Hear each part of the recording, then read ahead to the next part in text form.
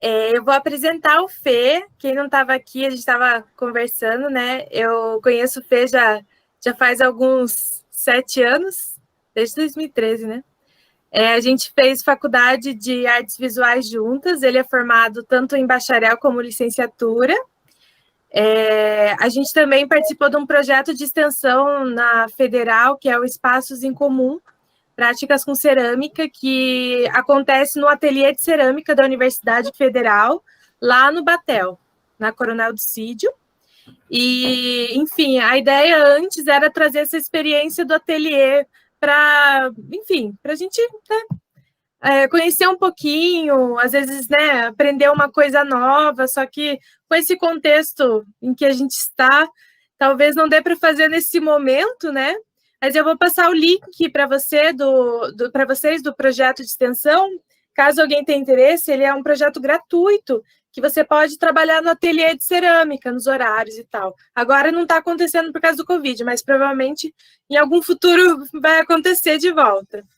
E o Fê, ele foi um dos monitores, né? Parte da pesquisa dele como artista envolve bastante a cerâmica e a fotografia, né, Fê? Agora você está fazendo design gráfico também, mas hoje ele vai falar sobre a cerâmica. Enfim, tá apresentado, Fê. Tá com você o bastão da fala. Ok. Oi, gente.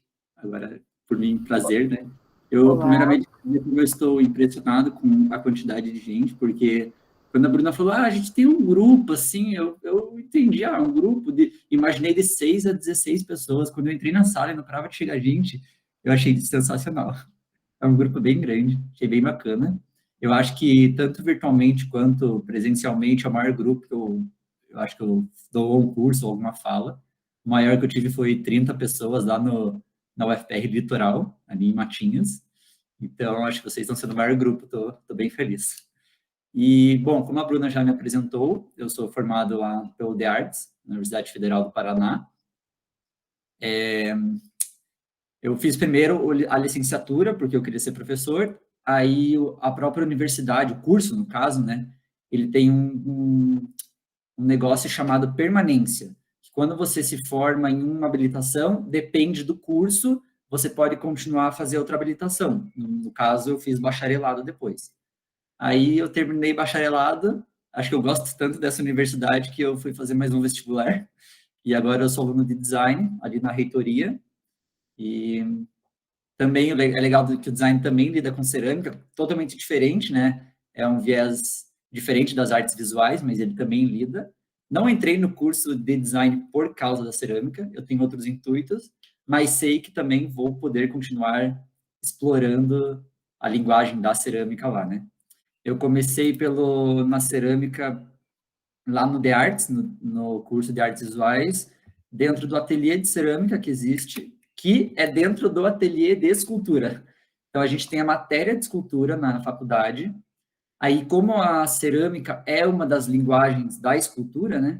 Então, dentro da matéria de escultura, você vê a cerâmica, mas eu realmente me apaixonei e vi que eu gostava disso, era no projeto de extensão, que é o Incomum, né? Que a Bruna já falou. Então, eu comecei lá em 2015, eu estava no segundo ano da faculdade, então eu conheci, e desde lá eu fiquei como no projeto de extensão, desde quando ele começou, que foi em 2015 mesmo, até eu sair da faculdade. Então eu fiquei o tempo inteiro lá como voluntário, participando das pesquisas, das atividades e tudo mais. E depois daquilo, eu fui fazer estágios em ateliê de cerâmica. Então, dentro desses estágios, eu pude explorar mais ainda, né? E aí eu vou apresentar para vocês, eu fiz uma apresentação, peço desculpas até pela ordem, que eu fui colocando imagens e dentro das imagens a gente vai conversando. Então, eu vou meio que, com as imagens, ilustrar o que eu falo, né? Bom, a primeira pergunta que eu gostaria de deixar assim no ar é o que que é cerâmica, né? Porque no nosso caso, hoje, a gente está falando de um viés da cerâmica, que é o viés artístico, né? Mas se a gente for parar para pensar, a cerâmica, a gente mora na cerâmica, muita gente, né? Não todo mundo, mas mora na cerâmica, que a gente tem, nossas telhas são de barro, né? São de barro queimado, que se transforma na cerâmica. A gente, quando a casa é de tijolo, a gente, que não é de tijolo nem daquele de concreto, é o de, aquele laranja, né? É cerâmica aquilo. A gente reveste a nossa casa, cozinha e banheiro com cerâmica. A gente come na cerâmica muitas vezes, são nossos utilitários. A gente escova os dentes numa pia de cerâmica. A gente vai no banheiro numa privada de cerâmica. Então, a cerâmica ela está bastante presente se a gente for observar ao nosso redor, né? Mas no caso de hoje, eu vim falar da cerâmica artística, que é o que eu trabalho. Uma dos trabalhos, né? Que, como a Bruna falou, eu também lido com fotografias. Eu acho que 99% das fotografias desses slides eu tirei durante a minha vivência nos ateliês que eu trabalhei, ou no ateliê do The Arts, enfim, né? Que eu fui conhecendo por aí. A cerâmica artística, ela tem vários, se a gente for ver, ela tem várias áreas, né? Que tem a área das artes plásticas, da arte contemporânea, que está dentro da escultura, né? A gente modela lá e faz uma peça, uma escultura, e tem a parte dos utilitários cerâmicos, que está bem em alta hoje em dia. Bastante restaurante está começando a valorizar bastante essa cerâmica feita à mão, pedindo esses utilitários para compor o cardápio.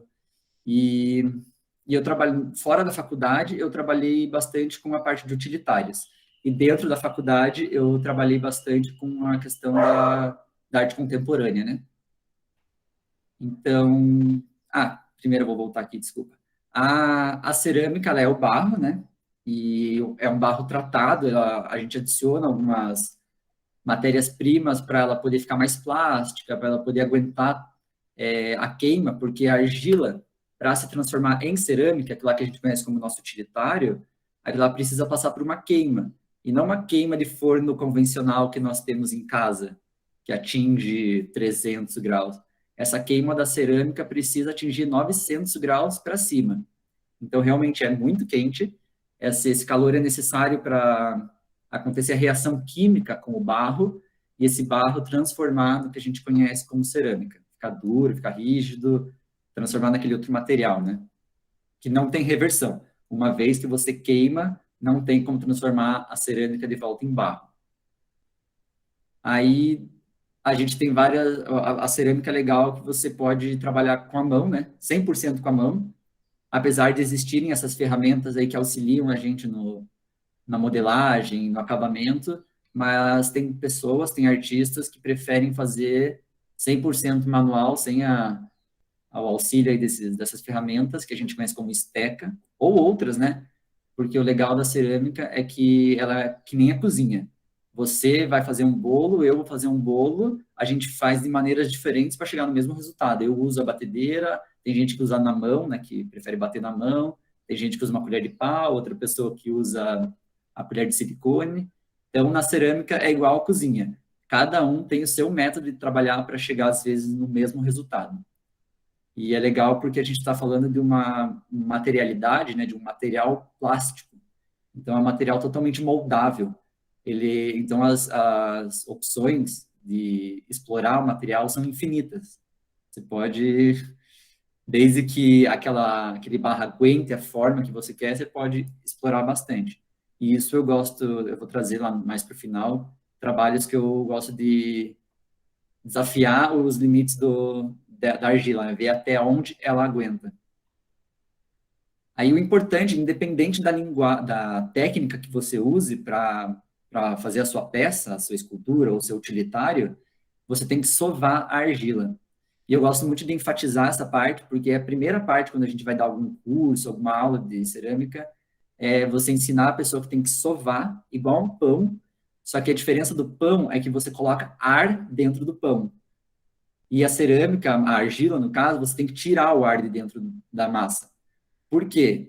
Se você levar essa massa para o forno para fazer a queima, né?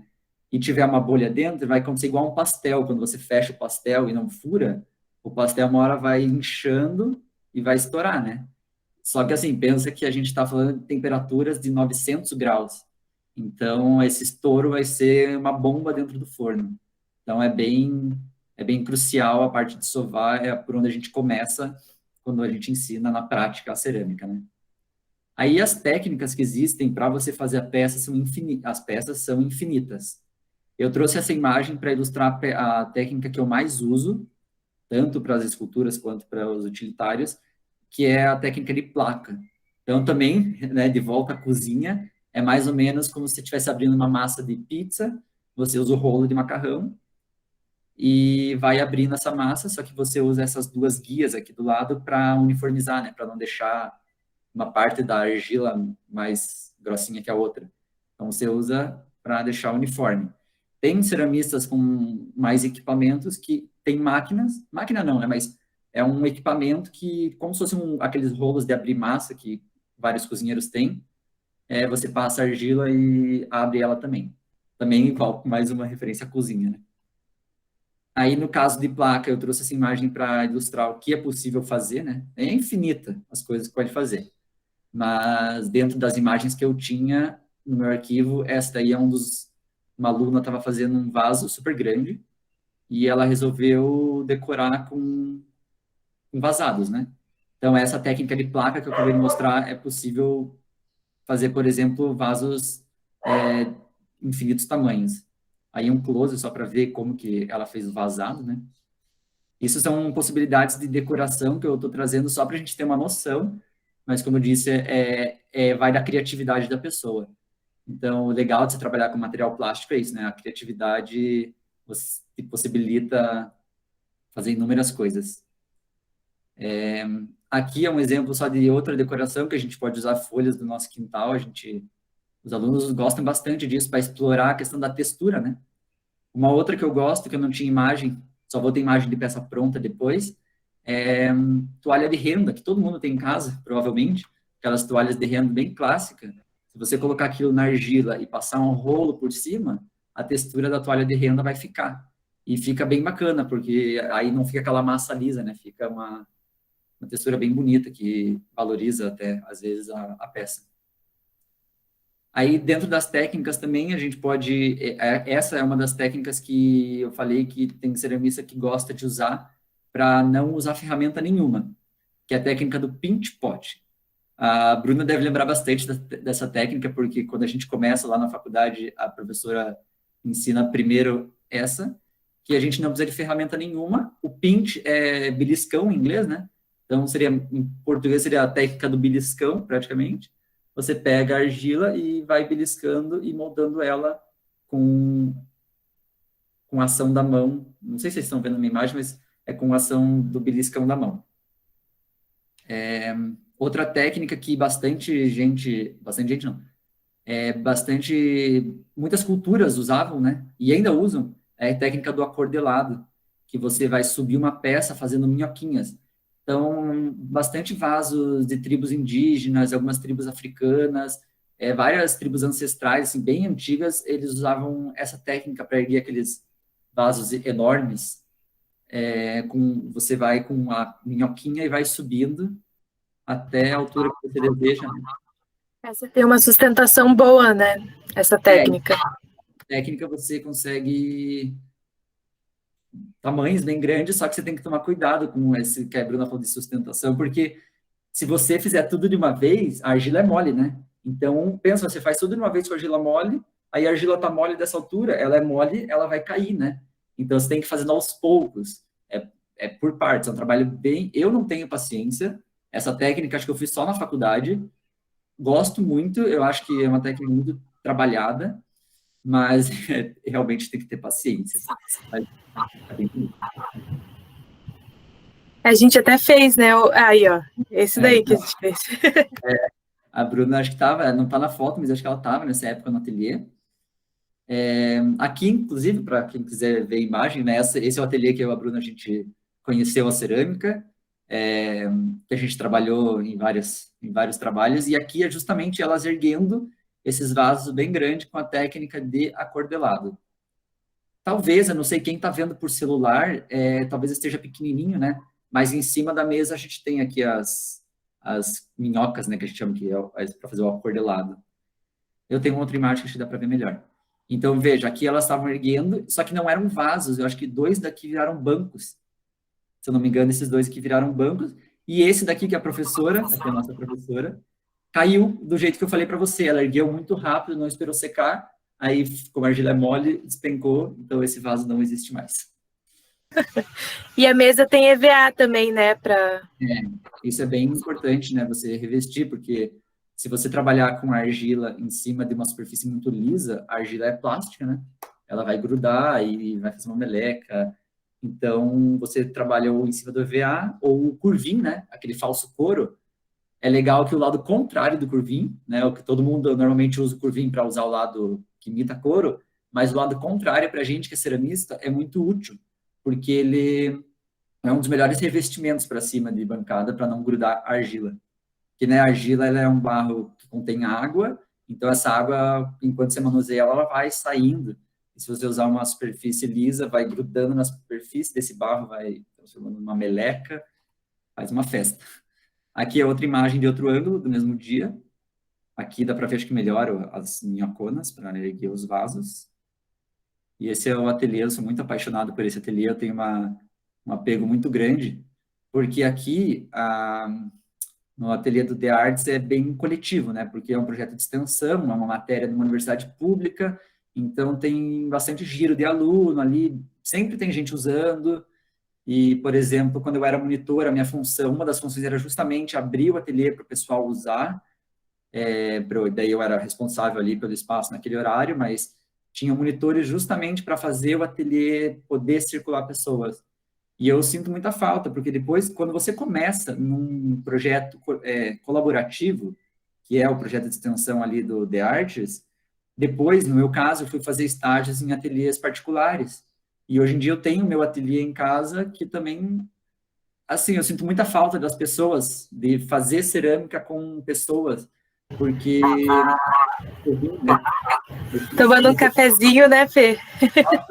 o clássico era as pessoas que nem eram do ateliê, nem faziam cerâmica lá no The Arts, por exemplo, a pessoa fazia pintura, a pessoa fazia gravura, eles paravam o trabalho, desciam até o ateliê de cerâmica para tomar cafezinho com a gente, porque sabia que era a regra do ateliê de cerâmica lá do The Arts era ter o café.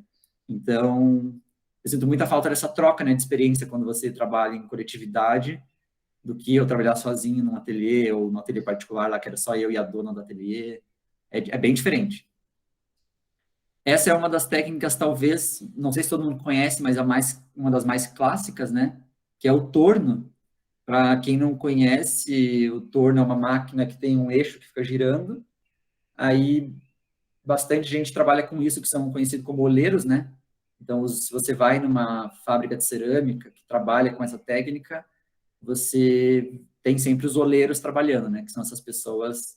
A cerâmica marajoara, não sei se alguém aqui conhece, mas são cerâmicas lá do norte do Brasil, mais específica lá da Ilha do Pará, da Ilha de Marajoara, que aí eles usam bastante vasos feitos em torno.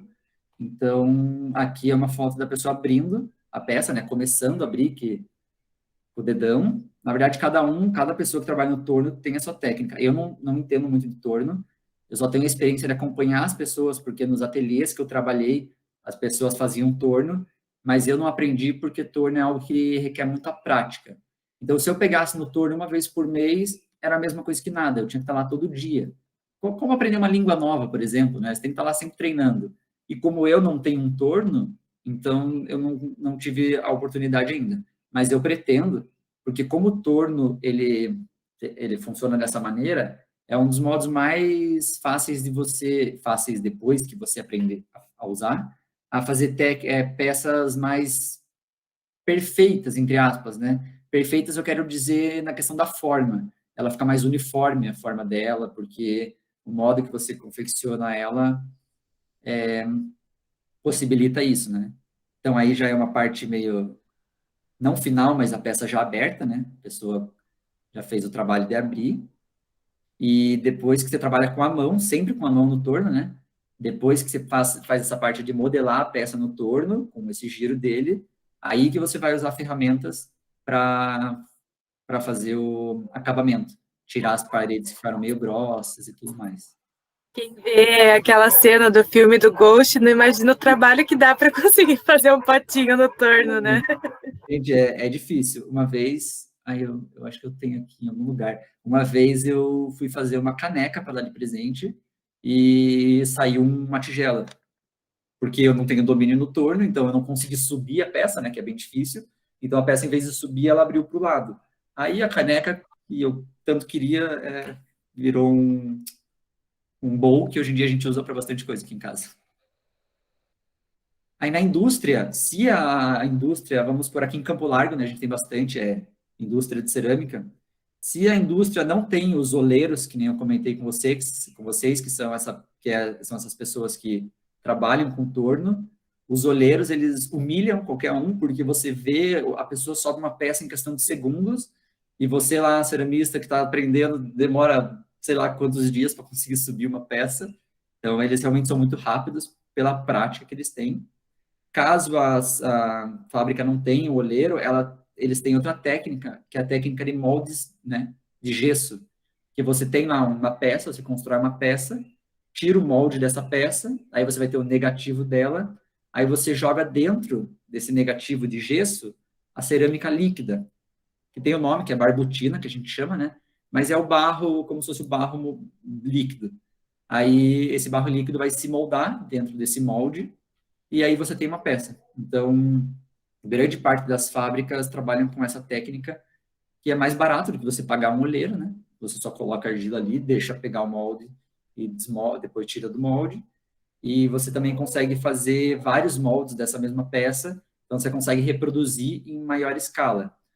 A gente está tratando de cerâmica artística, o que as pessoas valorizam muito na parte da cerâmica artística, na questão de utilitários, é justamente a peça ser única, né? Porque ela é feita à mão, então dificilmente ela vai ser reproduzida.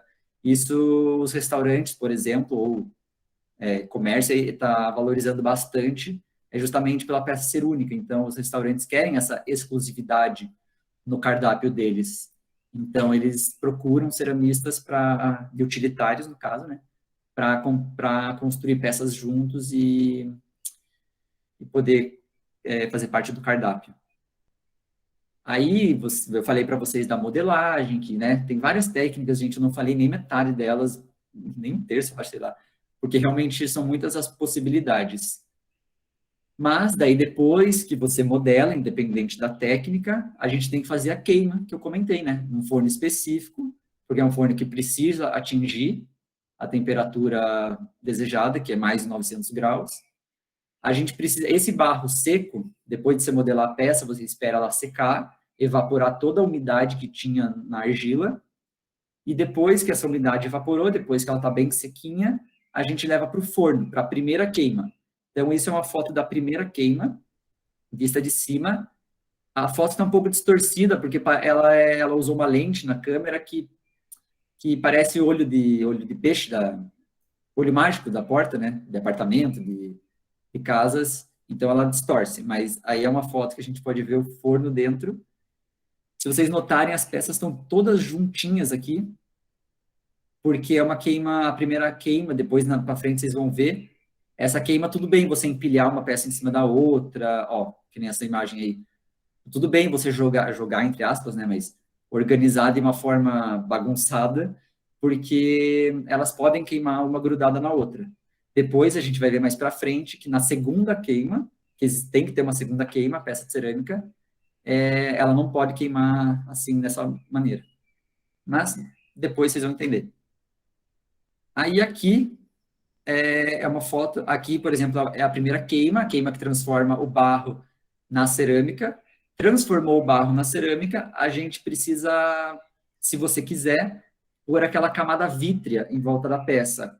Quando você tem uma louça em casa, por exemplo, você vê que ela não é áspera, igual um barro seco, por exemplo. Ela tem essa superfície lisa que impermeabiliza a peça. Então, se você faz um utilitário, é necessário que você impermeabilize, na maioria das vezes, para você poder colocar o líquido ali dentro, a comida, sem problema nenhum, né? Que vai estar impermeabilizado por essa capa de vidro, que a gente chama de esmalte na cerâmica. Então, aí é uma foto da queima de esmalte antes de ser queimado, né? antes de ligar o forno. Então, vocês podem ver a cor das peças, como não tem cor direito, e como elas não estão mais grudadas. Por quê? A gente está falando de uma camada de vidro. Quando o vidro derrete, ele vira algo mais mole, ele gruda, né? Se ele secar, ele vai grudar nessa superfície que ele entrou em contato. Portanto, a gente tem que separar uma peça da outra, porque se a gente grudar, esse vidro vai derreter e vamos ter duas peças unidas, e não é o que a gente quer, né? Então, essa é a foto antes da queima dessa camada vítrea aparecer, e ó, a mesma queima depois da gente realizar. Essa foi uma queima de 1.200 graus, para vocês terem noção como é quente, como é alto, né? Olha a diferença, né? Vou voltar para antes da queima e depois da queima. Ah, e por que que eu não posso passar essa camada vítrea antes, né? Por que que eu não posso fazer uma queima só? Porque justamente como a cerâmica ela trabalha com reações químicas, não é da minha área, eu não sou da área de química, infelizmente eu fugi da matéria na época da escola, hoje em dia eu sinto falta. Mas é isso, são reações químicas que acontecem, então a gente precisa que o barro se transforme em cerâmica, naquele material duro que a gente conhece, para poder passar essa camada de vidro, e daí derreter essa camada de vidro, né, e transformar nisso. Então aqui tem um forno que são peças, nesse caso são peças minhas, eu fiz lá para um pedido que uma moça me fez. Aqui é antes de ser queimado, e aqui é depois. Então veja que até a cor muda, né? Porque quando a gente passa essa camada de vidro antes, ela é pó. A grosso modo falando, é como se fosse vidro moído. Então é como se fosse vidro em pó. Não é, não tentem moer vidro e fazer isso, mas só para entender mais ou menos como funciona. Aí a gente passou esse vidro em pó, que é o esmalte, aí levou para queima, aí ele uniformiza na queima, né? O vidro derrete, fica tudo uniforme, aí está pronta para usar a peça de utilitário. Tem pessoas na linguagem da escultura, que no meu caso eu também uso vidrados na escultura, mas aí é por uma questão decorativa, não é por impermeabilizar a peça, porque não é utilitário, então eu posso usar por fins estéticos, né, decorativos. Aqui é o processo de passando a camada vítrea na peça para depois levar para queima. Então, veja, é algo líquido, só que é algo líquido que depois que a cerâmica absorveu a umidade desse líquido, vira um pó grudado na peça. Aí depois essa peça vai para queima para a segunda queima, né?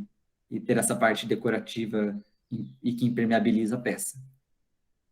Aí tem uma coisa bem legal na cerâmica que não é qualquer barro que a gente pode usar, a gente tem que pensar sempre, né? O resultado que a gente quer da minha peça. Então aqui são 4 argilas diferentes com o mesmo vidrado, com a mesma camada vítrea, né? Então, para vocês verem como é importante saber o resultado final que você quer antes de começar tudo. Porque você tem que saber qual que é o resultado da argila e pensar na peça que você vai desenvolver. Então, isso é bem legal, que o mesmo vidrado dão esses resultados completamente diferentes de acordo com a argila. Por quê? Como eu disse, é reação química, não sei explicar o quê, mas a matéria-prima que tem na argila reage com essa camada vítrea. Então, por isso que dá resultados diferentes. Porque em cada argila tem uma composição ali de matérias-primas que na queima traz um resultado X, né? Aqui é outro mesmo vidrado, ó, em 4 argilas diferentes. Então, aqui o resultado é gritante, bem diferente mesmo. Mas tem vidrados, tem esmaltes que não mudam de acordo com a argila. Por exemplo, esse daqui é praticamente o mesmo em todas. Nesse daqui fica um pouquinho diferente, porque essa argila tem essas pintinhas pretas que vai acabar aparecendo no vidrado, no esmalte também, né? Vidrado e esmalte são nomes para a mesma coisa que é essa camada vítrea. Então, às vezes eu confundo, falo esmalte, falo vidrado, mas para vocês saberem que é a mesma coisa. Aqui também, outro, daqui um azul já, né? Tá meio escura essa foto, mas é para ser um azul. E também, como ele não muda na argila, ele é praticamente igual. Então, a gente sempre tem que saber qual que é o esmalte que a gente vai usar Então, para qual finalidade é essa minha escultura ou esse meu utilitário, para saber se vai combinar com o ambiente ou não, né? Então, tudo antes tem que ser bem estudado. Aqui é uma peça com aquela técnica de acordelado que eu falei para vocês, só que já esmaltada, né? Já com a camada vítrea. Então, aqui a pessoa optou por deixar aparecendo que as minhoquinhas, né? Mas quando você constrói essa técnica de acordelado, como na foto lá que eu mostrei do ateliê do The Artist, a gente não deixou aparecendo as minhocas, né? Essas cordinhas. A gente emendou. Como a cerâmica é plástica, é mole, a gente, depois de juntar essas minhocas, a gente passa ferramentas para unir e deixar uniforme. Essa pessoa optou por deixar bem aparente, foi uma coisa que eu gostei, porque deixa bem evidente a técnica que a pessoa usa. Essa peça aqui eu quis trazer para lembrar da textura que eu mostrei lá das folhas no começo. Aqui a pessoa usou a toalhinha de renda que eu comentei. Vou mostrar mais de perto. Dá uma vertigem olhar, depende de onde você olha para essa foto. Nossa, que lindo, Fer. Sim, Que lindo. eu acho lindo por causa da repetição que tem. Eu sou uma pessoa que, tanto no meu trabalho de fotografia quanto de cerâmica, eu gosto muito da repetição. Eu acho que é muito bonito. E, no caso dessa peça, criou um padrão, né? Essa repetição da renda. E a pessoa também soube escolher o esmalte, o vidrado, né? A camada vítrea certa. Então, a pessoa também soube muito bem o que ela estava fazendo. Que no começo, quando a gente começa com cerâmica, nossa, a gente erra muito. Como tudo, né? Como aprender uma nova língua, a gente sempre erra na hora de aprender. Então, essa pessoa aí é uma aluna que já tinha mais experiência um pouco. Aí eu trouxe uma peça minha, só para vocês verem o que é possível fazer com o vidrado. O vidrado, como eu expliquei para vocês, né? Essa camada vítrea, ele é o vidro em pó que vai para o forno e derrete. Então, aqui é legal que dá para entender como ele derrete, né? Lógico, você tem a opção de não deixar aparente esse modo de derreter, mas eu quis deixar, foi proposital, eu passei uma camada super grossa, inclusive eu desenhei esse derretido, né? Tem esmaltes que não derretem tanto, eu desenhei para parecer que ele derrete, só para brincar. Isso era experimento, como eu disse, eu gosto muito de experimentação. Então, eu sempre gosto de testar novas coisas, e esse foi um teste que eu fiz e que eu adorei muito, porque essa gotinha aqui, eu adorei. Aqui é outra peça que a gente pode explorar. Eu trouxe para mostrar como esses vidrados que eu falei para vocês, vocês podem misturar um com o outro. Como se fosse a tinta que a gente mistura para ter novos resultados, só que o vidrado, o esmalte, ele é diferente da tinta que a gente conhece. Se eu misturar um vidrado vermelho com um azul, eu não vou obter roxo, porque a gente não está falando de pigmentação, a gente está falando de matéria-prima que, com a reação do fogo, dão determinada cor. Então, ela é diferente de quando você está pintando lá, que você mistura o amarelo com o azul para dar verde, né? Se eu misturar um esmalte amarelo com um esmalte azul, não vai chegar no verde, com certeza. E aqui é um exemplo da pessoa que misturou dois esmaltes e formou esse cosmos aqui, essa coisa muito maluca. E que o que eu falei já aqui no começo da questão de peças únicas, né? Se a pessoa tentar reproduzir essa peça, e ela tentou, eu vou mostrar, não chegou no mesmo resultado. Porque não é algo que dá para reproduzir tão fácil. Então, isso é o legal da cerâmica também, né? Artística. Que você faz e a maioria das vezes são peças únicas, peças exclusivas. Aqui, ó, aí não dá para ver direito, ficou meio escura essa. Mas é a mesma mistura e deu um resultado diferente.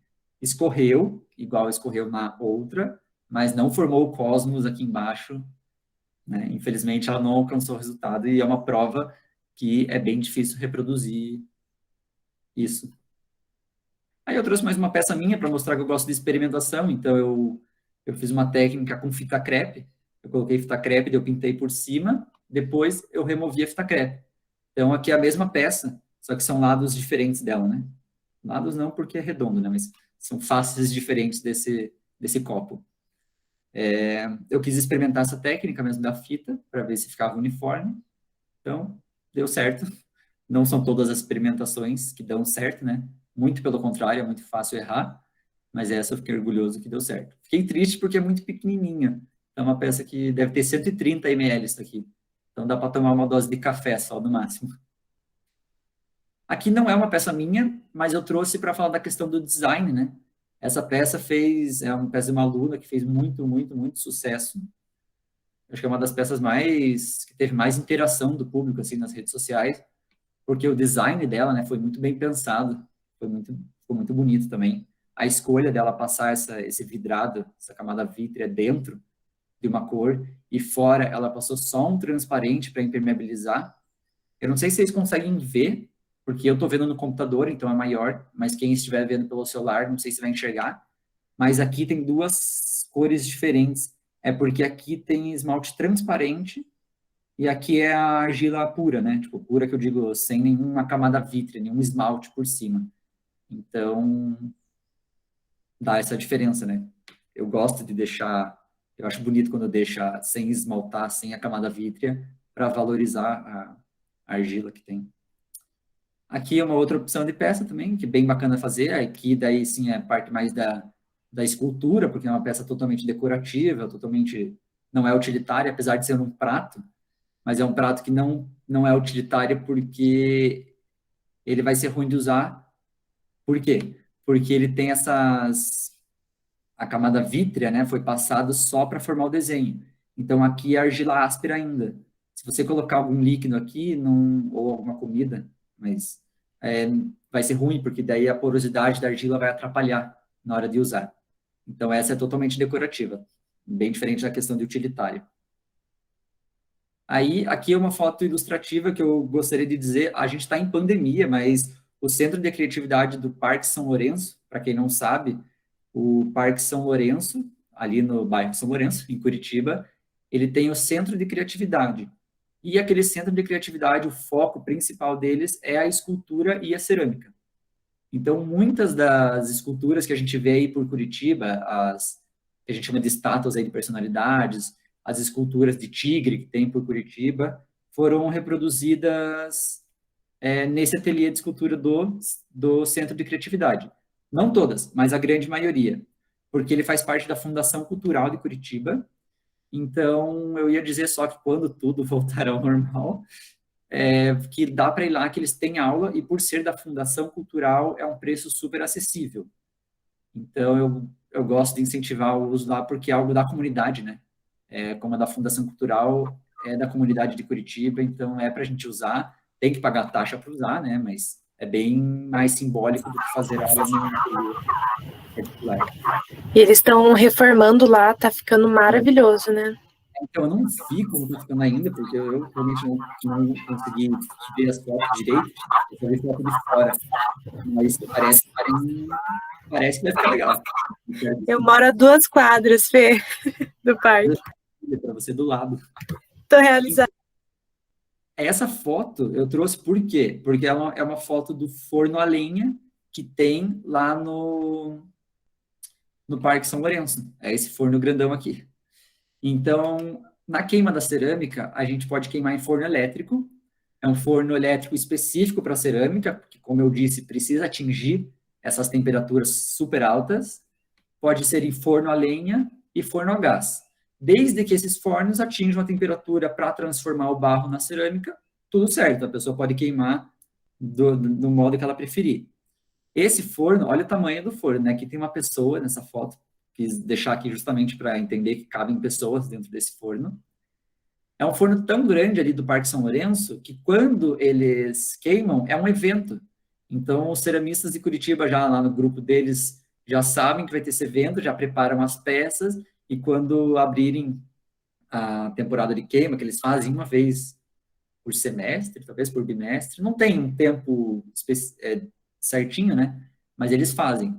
Mas vira um evento, porque realmente é uma queima muito bonita, né? A maioria das pessoas que fazem queima nesse forno a lenha são peças de escultura, são peças decorativas, porque como é um forno coletivo, você não sabe o material que a outra pessoa usa na peça dela. E se for um material tóxico, por estar na mesma queima que o seu, pode contaminar a sua peça. E na cerâmica a gente tem bastante materiais tóxicos, né? Então a gente sempre tem que saber o que está lidando, se é tóxico ou não, porque se for tóxico, não dá para usar como utilitário. Então, quando a queima coletiva, assim, desse caso, é melhor fazer peças esculturas, peças decorativas, para outra finalidade que não para você usar na cozinha. Aqui é uma outra foto de um outro tipo de queima que tem. Eu não vou conseguir mostrar todos os tipos de queima, que realmente são várias, mas eu estava trazendo dentro do banco de imagens que eu tenho das minhas vivências que eu fui fotografando. Aqui é um outro forno que você constrói, você coloca as peças antes de construir o forno. Então, esse forno é um forno mais efêmero, né? É um forno que vai ser queimado uma vez e depois nunca mais. Você tem que sempre estar construindo ele. Então, isso eu achei bem legal. É uma queima bem primitiva, a lenha também, que você monta as peças aqui, aí em volta das peças você monta o forno. Então, aqui são as pessoas colocando as peças delas, e aqui elas construindo o forno em volta dessas peças. Então, elas ergueram com tronco, tem bastante serragem ali no meio, né, para pegar fogo. Esses troncos em volta e essa telha de galinheiro para sustentar, né, a estrutura do forno. E aqui em cima uma chaminé pequena para ter onde... Deixa o mouse aí. Uma chaminé pequena na foto da direita, dá para ver, que é por onde vai sair a fumaça. Tem que ter essa circulação de ar, né, para conseguir a queima ficar lá por horas. Esse tipo de queima lenha, né, você demora uns 2 dias, assim, do momento que você monta até você abrir o forno. Já uma queima em forno elétrico é mais rápido, porque o sistema dele ele é para funcionar mais rápido, né? A queima lenha, ela vai subindo a temperatura mais devagar, então é questão de dias ali queimando. Nesse dia foi um final de semana que a gente ficou lá para fazer essa vivência. Tiveram 3 queimas nessa vivência. E essa foi uma delas. Então, em volta aqui da telha de galinheiro, a gente molha papel jornal com uma barbutina, que é aquela argila líquida que eu já mostrei lá no começo. Então, você molha e faz a estrutura. Olha, são mais de 20 camadas aqui de papel e argila. Então, você realmente tem que fazer bastante camada para abafar o calor e conseguir chegar ali nos 900 graus para cima. Aqui, quem realizou essa vivência foi a Marilzete, que é uma professora da UTFPR. Acho que ela já aposentou, na verdade, mas ela era do ateliê de cerâmica lá da UFPR. Então, eu gosto de falar isso porque eu gosto de valorizar a questão da universidade pública proporcionando essas vivências, né? Essa troca de conhecimento. E aqui é o forno aceso já, né? Saindo a fumacinha aqui por cima da chaminé. E aqui não dá para ver, mas embaixo tem um buraquinho também, que é outra entrada de ar, né? Para manter ali a circulação. E aqui são todos os participantes. Esse tipo de queima primitiva, a gente sai fedendo, a gente sai defumado, porque pensa você ali, né, naquela fumaça, o tempo inteiro, né? Mesmo que você esteja longe, né, o vento leva, nossa roupa no dia seguinte, teu cabelo, 2 dias tomando banho direto, sem parar. E aí, a outra queima que teve, que não é uma queima primitiva, mas eu quis trazer porque é uma queima a gás, é o raku. Eu acho que o raku também só serve para peças decorativas, esculturas, porque ele tem uma questão de toxicidade também e tudo mais. Mas o que que é o raku? O raku é uma queima-forno a gás. Você pode fazer vários jeitos de queima a gás, mas o raku é um específico que eu gosto de trazer, porque ele trabalha não só com a queima-gás. O raku, ele trabalha com o choque térmico da peça. Então, aqui é uma foto do forno aberto. Então, assim, a gente põe aí as peças, queima, deixa lá umas 2 horas. Esse é o tipo de queima mais rápido. Fica lá algumas horas para chegar até 900 graus, 1000 graus. Chegando a 1000 graus, a gente abre o forno a 1000 graus. A gente dá esse choque térmico.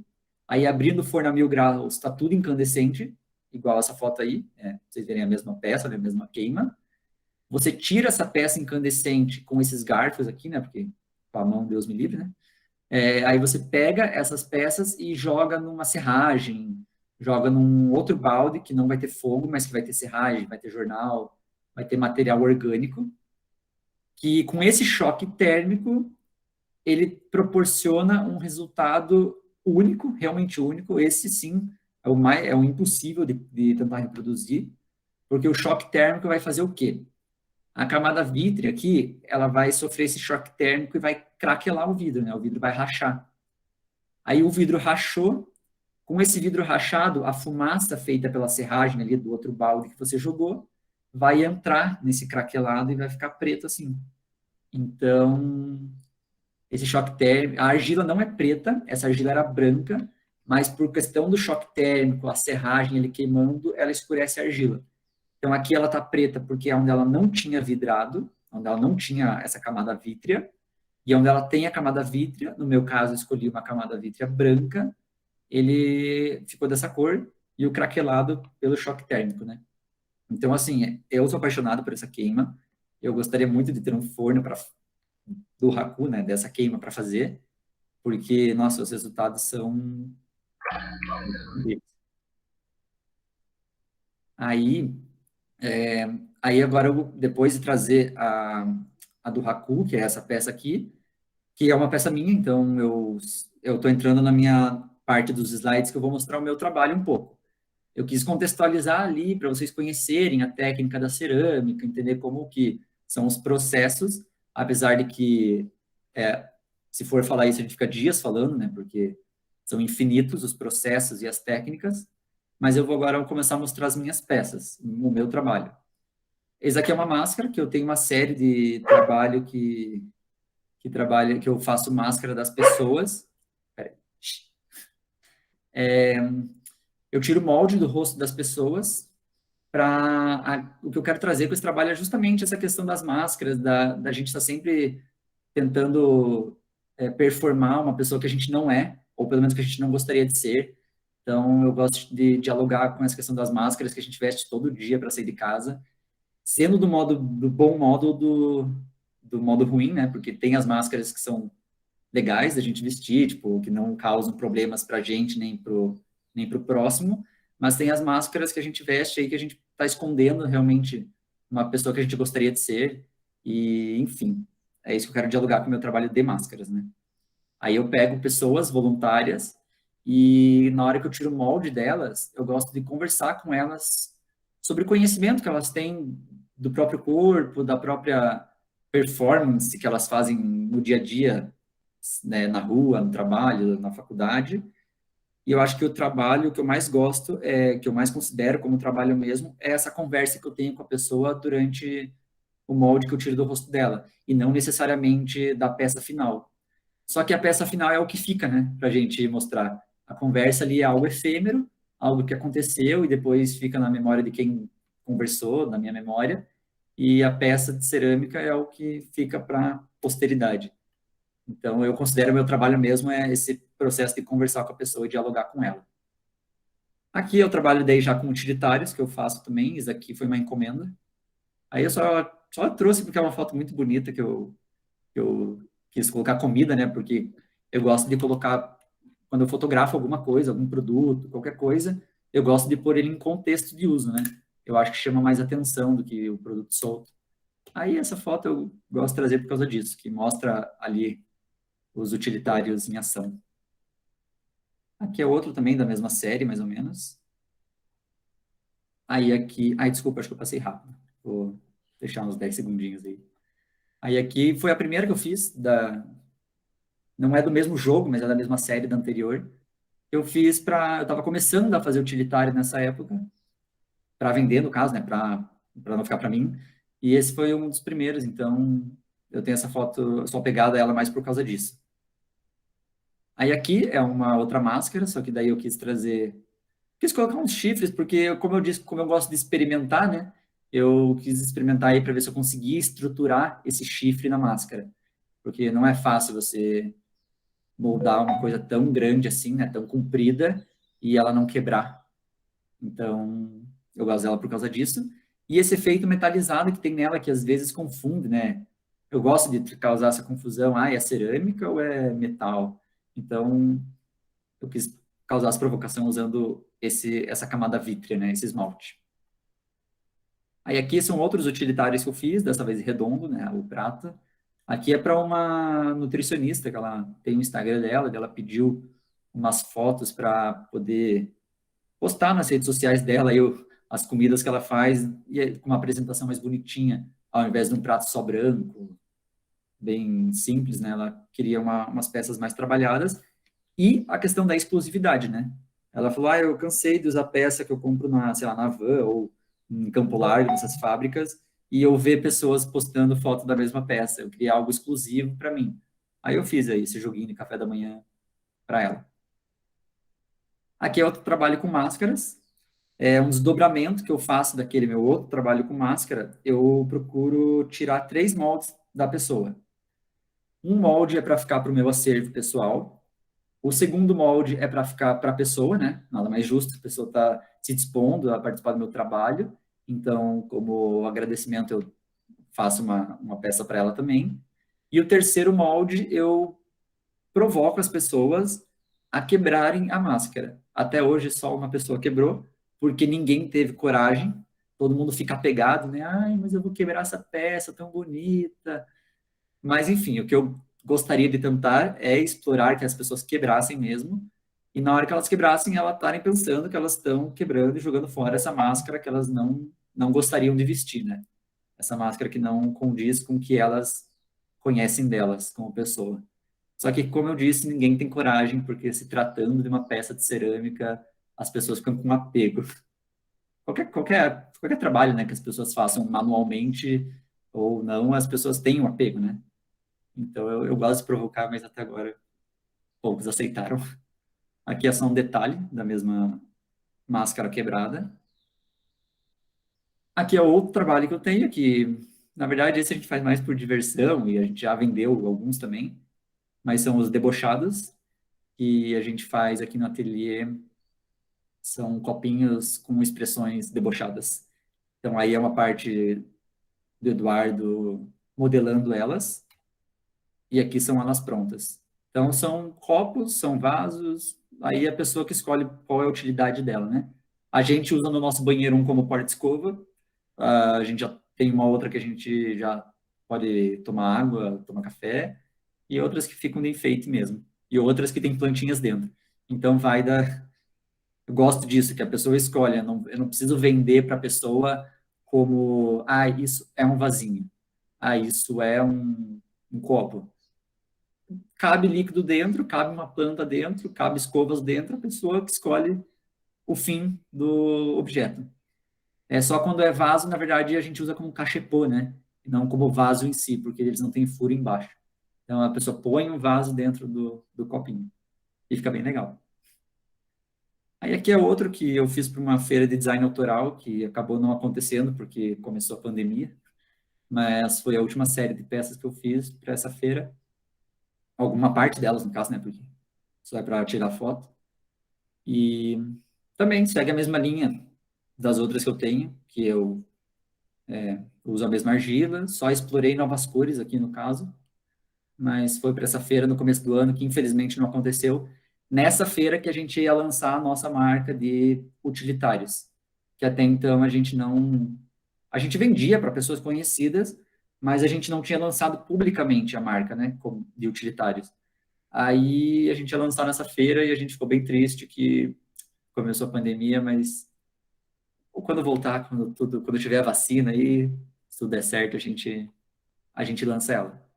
Aí aqui foi uma peça também mais voltada para o design que eu busquei criar, que é um prato e pires ao mesmo tempo, né? Então, a ideia é para café da manhã e... Não sei, eu realmente não sei, eu só quis explorar novos utilitários do que ficava dando ao prato, a xícara, e quis tentar unir aí os dois, mas usando ainda a mesma identidade visual das outras peças, e criei... A ideia era para apresentar para donos de café nessa feira, né? Para a galera que tem restaurante, café, sei lá, esses quiosques, aí apresentar como uma opção aí de servir sei lá, um croissant bem bonito, uma torta aqui, e junto o café. Mas, infelizmente, não deu para apresentar. Aqui são outros daí trabalhos mais voltados para a experimentação artística, né? Que eu gosto de explorar a forma. Aqui que eu comentei com vocês que eu gosto de tentar provocar a materialidade até ver até onde ela aguenta. Aqui, na primeira foto à esquerda, é mais a questão de forma mesmo, só quis explorar as linhas retas com as linhas redondas, e essas outras duas fotos do lado, eu vou torcendo a argila até o momento que ela não aguenta mais e rasga. Então, eu tento parar antes de rasgar, obviamente, mas se ela rasga, eu tenho que começar tudo de novo. Mas é isso, eu gosto de torcer ela e ver até onde aquela argila aguenta. Por quê? Porque tem argilas que aguentam mais e argilas que aguentam menos. Veja essa daqui no meio, eu torci muitas vezes, e a já da direita aqui deu para torcer poucas vezes, porque ela aguenta menos. Então é isso, eu, sei lá, busco explorar para ver o limite. E aqui foi uma escultura de uma pessoa, foi o último trabalho que eu fiz na quarentena, tudo, a maioria aí foi na quarentena, que eu busquei, sei lá, representar a figura humana, mas era mais porque eu queria experimentar um novo tipo de escultura, sei lá. Então, mas não teve finalidade nenhuma, é só experimentação mesmo. E para finalizar, a gente dá cursos, não dá cursos, na verdade, né? A gente gosta de fazer que nem o que a gente está fazendo aqui, que é participar de palestras, rodas de conversa ou oficinas, no caso, para discutir aí a cerâmica e dentro da discussão, como toda conversa, vai tomando caminhos diferentes. Então, essas fotos são de uma oficina que a gente deu prática, no caso, né? De cerâmica no departamento de design da UFPR, só que antes de eu ser aluno de design, aí eu ainda era aluno de artes visuais. Aí eu trabalhei com eles aquela técnica que eu ensinei para vocês do pint, do beliscão, para ninguém precisar de ferramenta, usar só a mão. Então, a gente foi lá no departamento de design, deu essa aula. Aqui algumas pessoas optaram usar ferramentas para dar acabamento, mas eu incentivava a não usar justamente para eles explorarem até onde eles conseguiam com a própria mão. Isso são oficinas práticas, né, que permitem ser feitas em tempos fora de corona. E quando tudo voltar ao normal, se tiver uma vacina aí logo, eu estou de portas abertas aí para quem tiver interesse em conhecer prática, né, da cerâmica, eu vou com toda a disposição do mundo. Eu gosto muito disso e ensinar as coisas que eu sei, pelo menos. Aqui é outra foto também do mesmo evento. E aqui foi o último que a gente conseguiu dar lá na UFPR Litoral, que foi uma oficina de máscaras. Por causa do meu trabalho de máscara, eles me chamaram. Era uma semana que estava discutindo a questão, os estudos da cerâmica lá na UFPR Litoral.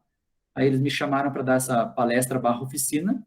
Foi aí que eu falei que eu também me espantei, como hoje, pela quantidade de pessoas, porque eu fui com material e com a minha fala preparada para atender aí um grupo de 6 a, no máximo, 16 pessoas, mas no máximo mesmo, estourando 16 pessoas. Eu cheguei lá, tinham 31 pessoas, 33 eu acho, a gente teve que pedir para 3 pessoas saírem, porque não tinha espaço para... Porque quando a gente fala, que nem eu estou falando aqui para vocês, é uma coisa. Quanto mais pessoas vierem, ok, a minha fala vai continuar a mesma. Mas quando se trata de uma coisa prática, né? Falta espaço, falta material, falta muita coisa. Então a gente teve que pedir para algumas pessoas só participarem olhando, mas não fazerem a parte prática, né? Porque não tinha espaço para elas. Então eu levei a questão das máscaras, eu trabalho com eles, conversei com eles, que eu gosto de conversar com todo mundo quando eu trabalho individualmente. E depois disso a gente fez as máscaras cada um do seu jeito. Esse foi o único menino que queria tirar molde do rosto dele. O resto modelou. Aí é o molde dele ainda, né? Eu fazendo. Aí o resto modelou, assim, na mão, com ferramentas e pegaram moldes de papel, né, para apoiar, que é o caso dessa foto. Mas só ele quis mesmo realmente tirar molde do rosto. O resto ficou meio com medo de, mas e argila no rosto, vai sujar. Ficaram com meio preguiça. E aqui é o Graças. resultado. Porque, poxa, se lavar assim, depois o rosto ainda. E tava frio, não, era perto do inverno. Mesmo sendo no litoral, aqui no Paraná, o inverno ali é frio também. Aí aqui algumas das máscaras dessa oficina que a gente fez. Não são todas, porque tinha mais aqui pro lado, a câmera não pegou. E aqui é o meu espaço, que a gente tem aqui em casa, no caso, né? É um espacinho que eu reservei para fazer cerâmica. Aqui a gente nunca chegou a dar aula aqui, a gente sempre dá aula fora, porque também quando a gente ia abrir para atender 2 a 3 pessoas no máximo aqui, começou a pandemia, mas quando tudo voltar aí a gente pretende atender as pessoas, quem quiser, quem tiver interesse. Nosso ganha-pão principal é audiovisual, a gente trabalha com fotografia e serviços de design. A cerâmica é mais uma prática artística que a gente gosta de manter como um hobby. E lógico, né, a gente vende as pecinhas, tudo, mas não é nosso foco principal. É mais porque a gente gosta, realmente, a gente é apaixonado pela modelagem. Aí a gente tem esse espacinho. E o nome do espaço é o Estúdio Duf, porque o Eduardo trabalha comigo, então é Eduardo e Felipe, a gente pôs Estúdio Duf. A gente tem um Instagram, para quem quiser... Opa, aqui tá errado. É Estúdio Duf, faltou um S aqui. Quem quiser ver uns trabalhos lá, não tem muita coisa. Eu mostrei várias das coisas que tem lá, eu mostrei aqui. Mas quem quiser acompanhar mais a gente, tem lá o Estúdio Duf no Instagram. E é isso, gente. Eu não sei se foi demais, deu para entender a prática da cerâmica, mas eu quis mostrar aí a minha visão como ceramista e artista.